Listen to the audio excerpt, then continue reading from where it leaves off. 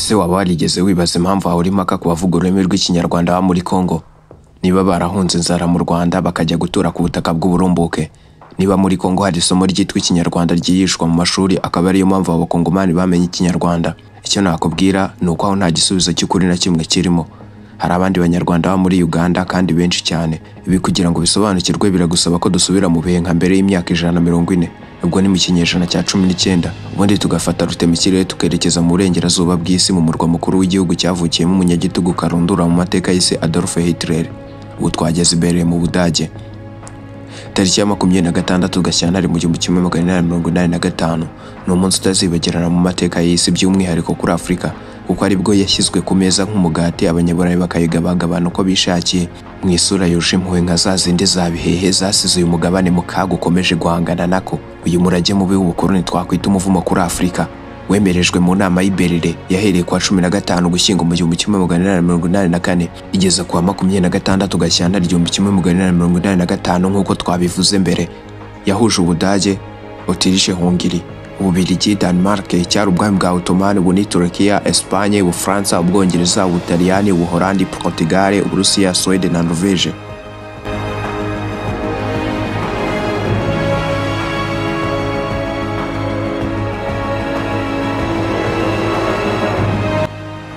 Iyo ushakishije mu bitabo bitandukanye usanga iyi nama yarahawe irindi zina ryo mu Kidage rya Congo Conference. Kwibaza impamvu yabyo ikakuyobera. Nyuma yo gukomanga ku muryango w'iki cyumba nkakingurirwa n'igitabo cyitwa Afurika dushaka cyanditswe na Hategekimana Richard kuri page yacyo y'115, nkakingurirwa nanone n'ibinyamakuru byo kuri murandasi byagiye biyivugaho. Ibyo nabihuje ubundi nkoramo inkuru icukumbuye. Akantu ko kandi muri iki cyumba cyari kirimo abagabo babaswe n'umururumba, ubugome, ubunyamusozi, ibisahirana bitita ku magara y'abirabura, ahubwo birajwe inshinga no gusahura umugabane wacu wa Afurika. Byose byaguteraga amatsiko kuri iyi nama ngiye kubivimuzi. Mbahaye ikaze kuri Mira Rwanda, isoko y'ibyegeranyo bicukumbuye n'amakuru agezweho kandi yize utasanga ahandi. Nk'ibisanzwe ndi Penuel Muvandimwe, nanone ikaze.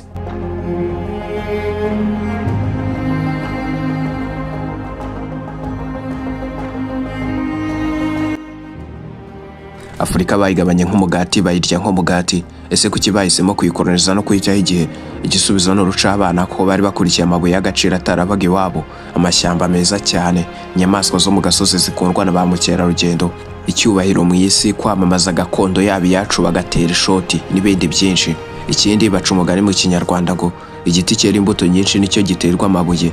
Imbaraga z'Abanyafurika nazo ziri mu zadukururiye akaga gakomeye. Mbere ko twinjira mu nama y'Iberlin banza wumva aka kantu.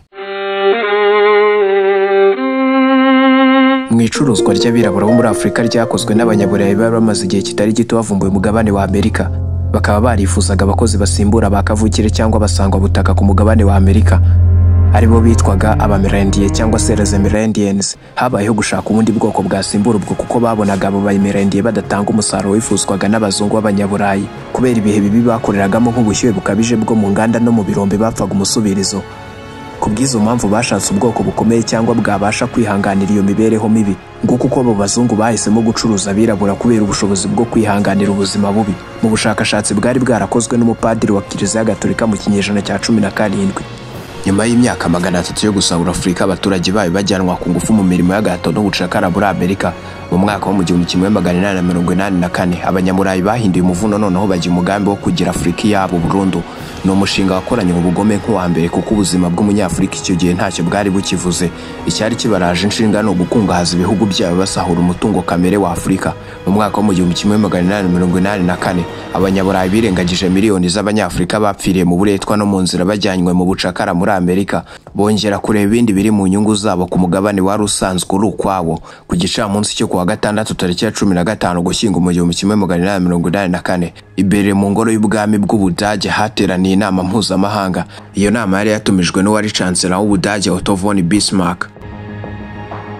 Intego nyamukuru y'iyi nama yigaragaza gukinjira mu cyumba kuko hari hamanitse ikarita ya Afurika ifite uburebure bwa metero 5 igaragaza ibiyaga by'uwo mugabane, imigezi, imisozi, amazina make y'ahantu hamwe na hamwe n'utudomo tw'umweru hamwe na hamwe h'ingenzi.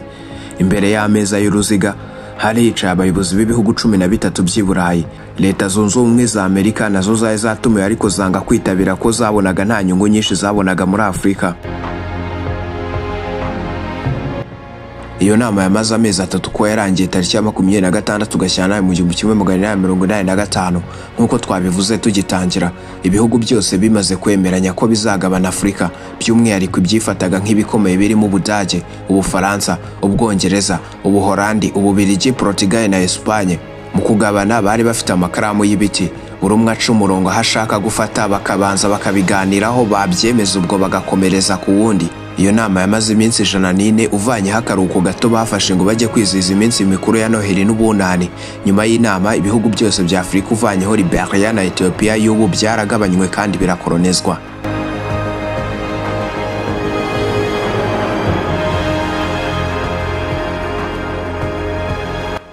Uretse ingingo yo gutera imbere Afurika, mu bindi byagombaga kwigwaho hari guca burundu ubucakara bwakorerwaga abirabura bakurwaga muri Afurika bajyanwa gukoresha imirimo ivunanye muri Amerika, bacishijwe mu byambo byo muri Liberia n'ahandi ku nyanja ya Atlantique.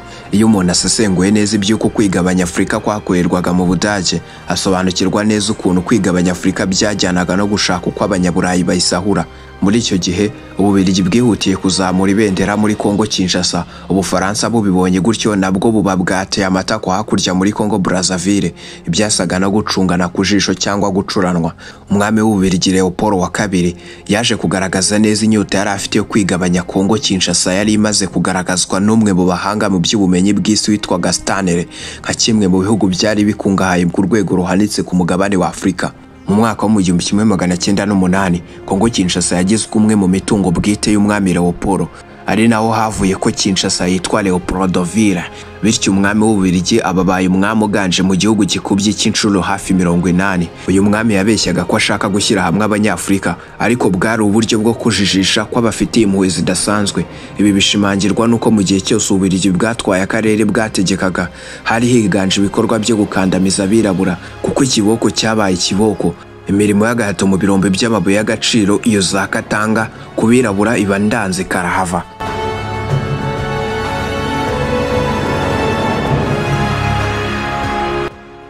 Icyakora muri uko kwigabanya Afurika hari ibihugu byasigaye bidakozweho birimo Liberia, yari ituwe n'ubundi n'abirabura babaga barahonotse ubucakara bw'abanyamerika, ndetse na Ethiopia yari yarahakanye burundu gukolonizwa n'uwari we wese, harimo n'Abataliyani babigerageje bagatsindwa. Mu byumvikanyweho rero muri iyi nama ya Berlin kwari uko Ubufaransa bwagombaga kwiharira cyane cyane agace gaherereye mu burengerazuba bw'umugezi wa Ubangui ndetse n'ahazengurutse umugezi wa Niger, bukaba bwaragombaga kungukira mu kwikubira ubutunzi bwose bubarizwa muri icyo gice. Portugal yo yataye agace gakungahaye kuri peteroli ka Cabinda hamwe n'igihugu cyose cya Angola uko ingana umunsi wa none. Muri make buri gihugu cyashakaga uko cyakwibeshaho muri Afurika, nubwo hari ibyatayeho nta na kimwe bibonye. Ubudage bwari buyoboye iyi nama, bwahariwe akarere ka Afurika y'Amajyepfo ashyira uburengerazuba, ahari igihugu cya Namibia kuri ubu. Nyuma y'icyo gihugu haniyongeraho u Rwanda, Uburundi, Tanzania ndetse na Uganda mu burasirazuba bwa Afurika. Abadage kandi ngo bari bafite umushinga wo kubaka gari ya moshe izajya iva mu mujyi wa Cap muri Afurika y'Epfo ikagera i Cairo mu Misiri iciye muri Afurika yo hagati. Ubufaransa nabwo bukubaka bwari kubaka indi nk'iyo yagombaga guturuka Dakar muri Senegal ikagera muri Djibouti. Gusa ibyo byose byabaye nk'inzozi kuko intambara ya mbere n'iya kabiri y'isi zasize igihugu cy'Ubudage kimeze nk'igishegeshwe. Imishinga cyari gifite iburiramo gutyo.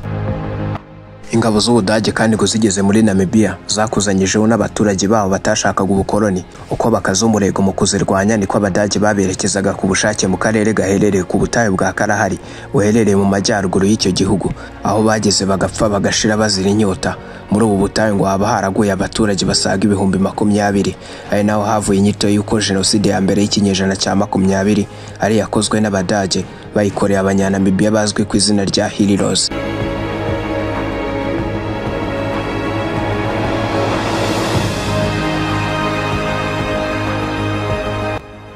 Kurobo ubwoba ni bwose ku bihugu by'Iburayi bitinya kuzasabwa impozamarira, nk'uko tubikesha ikinyamakuru The Guardian.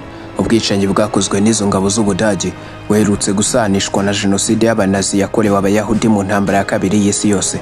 Namibia kandi ikomeje kotsa igitutu ku Budage ngo butanga impozamarira ku baturage b'Abaheroes n'Abanama baguye muri ubwo bwicanyi. Gusa Ubudage n'umuryango mpuzamahanga bikica amatwi kubera ko ibihugu bitari bike bya Afurika byahita bikura urugero rwa Namibia kubera amabi byakorewe n'ababakolonije. Ku isonga ry'ibihugu bifite ubwoba bwo kuba byatanga impozamarira hari Ububiligi bushinjwa kuba bwarahitanye abaturage bakabakaba miliyoni 10 muri Kongo Kinshasa ndetse n'imitungo itabari ku Bubiligi bwasahuye icyo gihugu. Mu mwaka wa 2013 kandi Ubwongereza bwakolonije Kenya bwatanze akayabo k'amapaundi amafaranga akoreshwa mu Bwongereza 2600 ku baturage baba Mau Mau bagize uruhare mu rugamba rwo guharanira ubwigenge bw'igihugu cya Kenya. Kubera iyicarubozo abasirikare b'Abongereza bakoreye imfungwa z'aba Mau Mau bahagana mu mwaka wa 1950.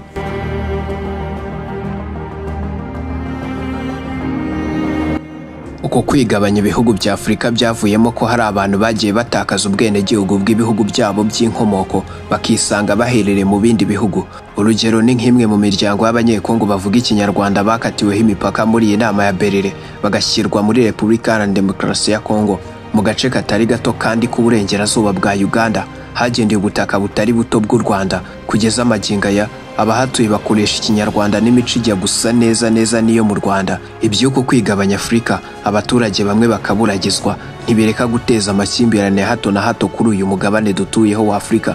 Mu myaka yo 1960 abayobozi b'ibihugu bya Afurika byari bikibona ubwigenge bashatse guhindura imipaka yashyizweho mu nama y'Iberlin ariko basanga byateza ibibazo byinshi kurusha ibyo byakemura. Umushakashatsi ku mateka y'ubukoloni muri Afurika akaba n'umwarimu muri kaminuza ya Erfurt Michel Peseki yagize ati abayobozi benshi hagana mu myaka yo 1960 bavugaga ko baramutse bayihinduye byaba ari ukwiteza ibibazo byinshi. Inzobere zivuga ko icyo gihe nibura amakimbirane yarashingiye hagati mu baturage atari hagati y'ibihugu.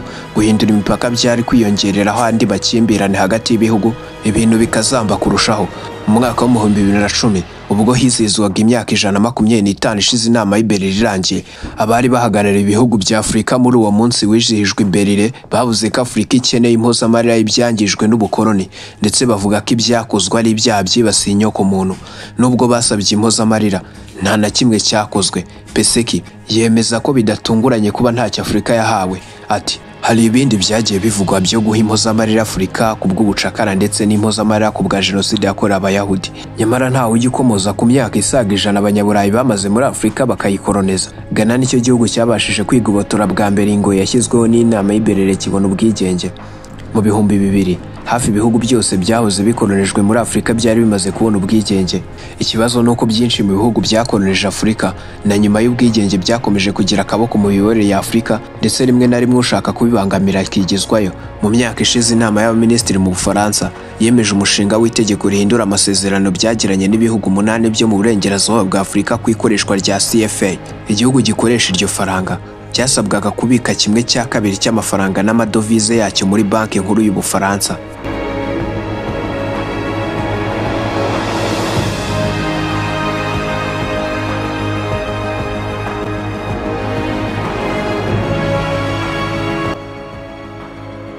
Dusubiye inyuma muri ya nama y'Iberlin, nubwo ibyagabanwaga ari ibihugu bya Afurika, nta munyafurika wigeze utumirwa muri iyo nama cyangwa ngo hagire uhagararira Abanyafurika. N'umuyobozi wa Zanzibar washatse kwitumira ngo ayijyemo yakumiriwe kure n'Abongereza.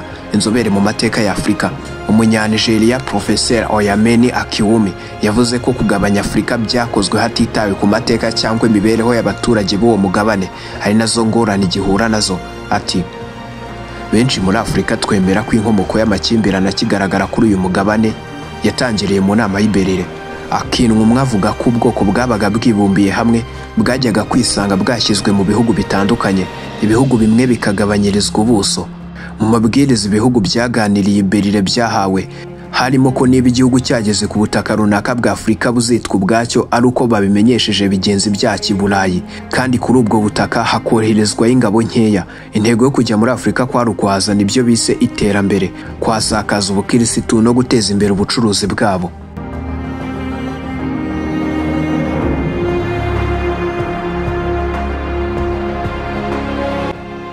Kugira ngo igihugu cyemererwe ko ubutaka cyafasha ari ubwacyo, cyagombaga gusinyana n'abategetsi gakondo baho inyandiko yemera ko bemeye abakoloni, ariko bakazahabwa uburinzi n'icyo gihugu cyabakolonije.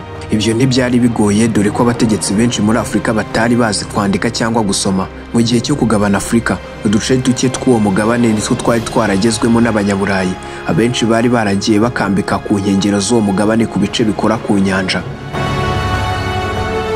mu mwaka wo mu 1900 nibwo batangiye kwinjira imbere muri Afurika bashakisha ibyo kwifashisha mu nganda zabo nk'amabuye y'agaciro, kuticoki yakoreshwaga mu nganda zikora ibinyabiziga mu Burayi n'ibindi. Ububiligi nibwo bwabyungukiyemo cyane kuko umwami Leopold wa kabiri yahawe ububasha bwo kugenzura ubutaka bwa Repubulika ya Demokarasi ya Kongo nk'uko twabivuze mbere, gusa ategekwa kuhubaka ku buryo haba ahantu h'ubucuruzi hagati y'abanyaburayi bose muri Afurika. Mbese buri gihugu cy'i Burayi gishaka kuhisanzura kikabikora. Mu bindi yasabwe no gukwirakwiza ubukristo mu bice byose bigize Kongo.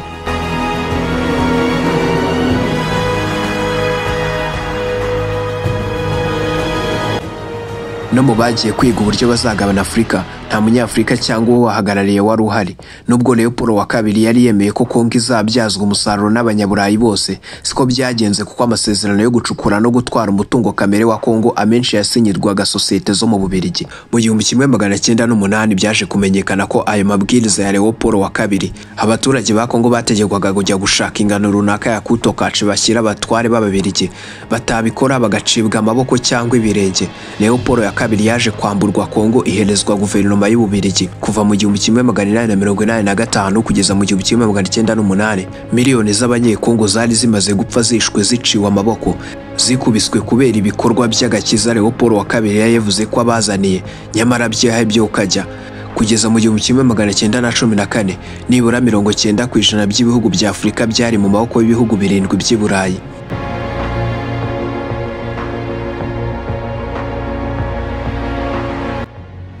Imipaka yashyizweho n'abakoloni n'ikigenderwaho n'uyu munsi. Mu babwiriza ibihugu byari byahawe nuko abaturage bakolonijwe n'igihugu runaka babaga batemerewe guhahirana n'abo badahuje igihugu kibakolonije. Akinwumi avuga ko kubera ko abenshi bagiye bacibwaho imipaka babaga ari abaturage bo mu bwoko bumwe, babategekaga kudahahirana kuko baciriweho imipaka, byateje amakimbirane kigaragara n'ubu. Ati iriya nama yangije byinshi cyane muri Afurika, hari ibihugu bikigerwaho n'ingaruka zabyo uyu munsi. Ngayo rero nguke by'inama y'Iberire, ndabashimiye ko mwabanye nanjye, nishimiye ko mwifuje kumenya amateka. Niba hari ayandi mateka wifuza ko twazakugezaho cyangwa se ikindi cyegeranyo wifuza ko twazakugezaho, waduha igitekerezo cyawe nyuze muri comment. Niba ari ubwa mbere wari ugeze kuri uyu muyoboro, kora subscribe. Niba wakunze ino video kanda like. Ndabashimiye ko mwabanye nanjye, mbifurije amahoro n'amafaranga. Naho utaha tuzongere guhura amatavuna imitozo.